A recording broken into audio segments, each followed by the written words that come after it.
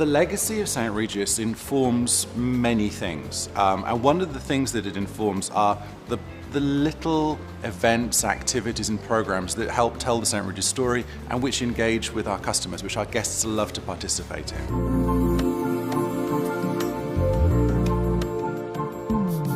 We love the idea of celebrating afternoon tea as a ritual, not a moment just for tea and sandwiches, but a moment in which we can bring people together in that important break point in the afternoon.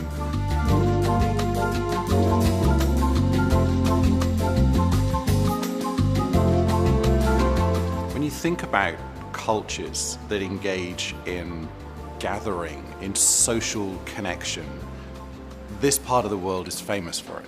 This is what families and extended families and groups have been doing for generations, for hundreds and hundreds of years. So bringing the afternoon tea ritual to the St. Regis in Doha has been a really important exercise. And in fact, the team here have assembled over 100 different types of tea in the Sarab Lounge.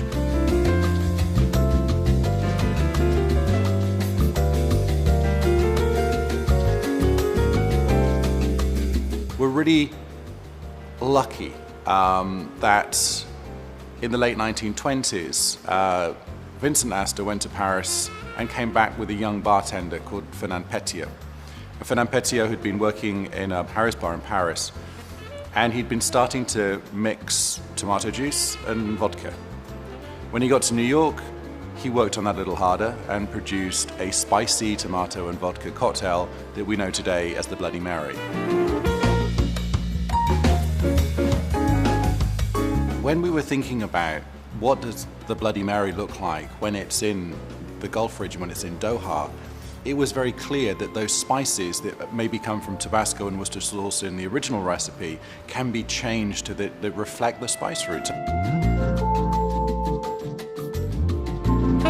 This movement of all the exotic, expensive spices from the east towards the markets of the west. So the Spice Route Mary is part of that story.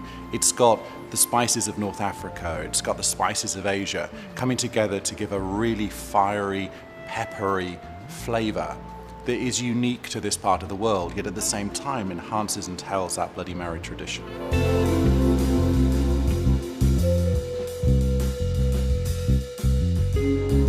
And there's always a signature moment, a moment which helps people gather and come together.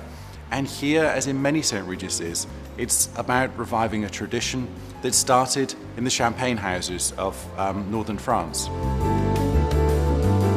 So there's a moment in history all over the world where cavalry officers would celebrate victory or defeat with a bottle of champagne, a saber, and chopping the top off. And we see that as a great celebratory moment. And here in Doha in the evening, as the head butler comes out and chops the top off the bottle, it starts to bring people together. They start to talk, they start to enjoy a drink, and it's the beginning of their evening ritual.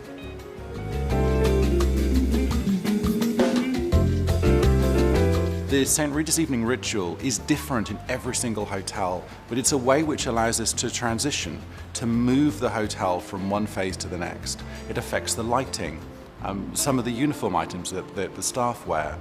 It engages the butlers as they go to your room and dress the room ready for you for when you come back at the end of the day.